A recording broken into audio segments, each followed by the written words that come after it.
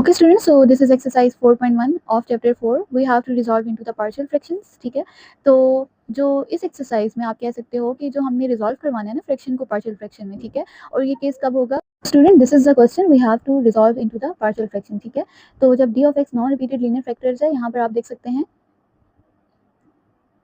Linear factors भी हैं plus non repeated भी हैं। This is x plus one, this is x minus three.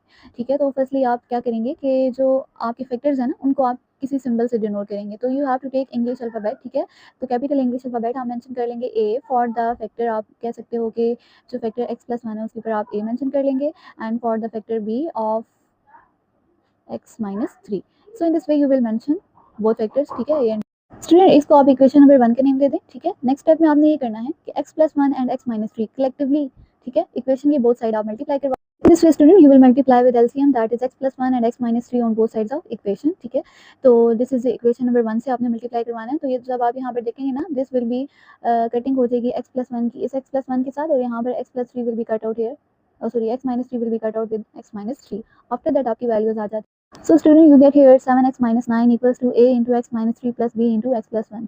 Friends यहाँ पर ना आप जीरो मेथड के थ्रू इनको फर्दर सॉल्व करवाएंगे, और ये जीरो मेथड तब एप्लीकेबल होता है जब आपका डी ऑफ एक्स जो है वो linear equation contain just have to put the value x minus three equal to zero. ठीक है, और आफ्टर दैट यू हैव यहाँ ये लीनियर इक्वेशन है, ठीक है ना, तो इसको आप x की वैल्यू में भी रिजॉल्व करवा सकते हैं। Minus three will be move here, so x will be equal to three. Now we have to put x equals to three in equation number 2। ठीक है, इक्वेशन नंबर 2 में हम x equals to three put करेंगे। Similarly same as for x plus 1 equal to 0 and x equals to minus 1, and then we will put that again into the equation number 2 to get the value for the coefficients a and b। So students यहाँ तक हमने value put करवा दी है। ठीक है, value x की place में आपने 3 पुट करवाना है, और after that x minus three जहाँ पर होगा आपने उसकी बजाय 0 पुट कर देना है डायरेक्टली। ठीक है, and after that I will get 12 equals to 4b। ठीक है, तो 3 plus 1 is 4, that will be 4b, and 21 minus 9 is 12। 12 equals to 4b, we have to find the value for the b। तो यहाँ पर आपको पता है कि 4b के साथ मल्टीप्लाई हो रहा है ना, तो अगर 4b के साथ इधर मल्टीप्लाई हो रहा है, इक्वल टू के साइड मूव करके 12 के साथ डिवाइड हो जाएगा। So 4 1s are 4, 4 3s are 12, and you will get the value for the b, and यहाँ पर आपके पास b की वैल्यू आ जाएगी 3। okay, which was the coefficient। Okay students, यहाँ पर again put x plus one equals to zero, x equals to minus one आ जाता है। इसको इक्वेशन नंबर 2 में पुट करने के बाद आपके पास जो वैल्यू आती है 7 into minus one minus seven, minus one minus three is equals to minus four, because minus minus plus होता है, ऐड करवाएंगे माइनस फोर आ जाएगा। b into zero is zero. ठीक है, डायरेक्टली आपने x plus one equal to zero था ना, तो वो x प्लस वन के instead you directly put the zero. ठीक है, तो ये 2 वैल्यूज पुट करनी है, जहाँ पे x प्लस वन मिलेगा वहाँ जीरो, और जहाँ आपको x नजर आएगा वहाँ आपने माइनस वन पुट कर देना है। ठीक है, तो यहाँ से आपको कोफिशिएंट a की वैल्यू मिलेगी। ठीक है, माइनस फोर और a मल्टीप्लाई हो रहे हैं, so you will write minus four a, and minus minus plus होता है, दोनों को आप ऐड करवाएंगे, लाइक साइन है। ठीक है, ऐड करवाने के बाद यू गेट द वैल्यू 16, और minus sign as it is आएगा, क्योंकि दोनों वैल्यूज जो होती है ना वो लाइक होती हैं, ऐड होती हैं। अगर दोनों माइनस है तो माइनस साइन साथ आता है।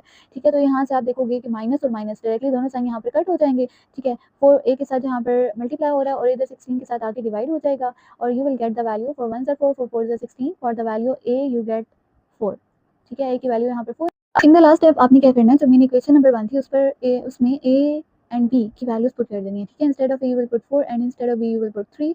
This will be your partial fraction. आपने इस तरह जो फ्रैक्शन आपको गिवन थी उसको आपने रिजॉल्व कर दिया पार्शियल फ्रैक्शंस में। Hopefully you understood the concept of resolution of the fraction into the partial fraction, and it is the type when the d of x is non-repeated linear fraction। Do solve these questions। ठीक है, आपके जो यहाँ पर exercise 4.1 है इसके part number 6 तक questions आप सॉल्व कीजिएगा।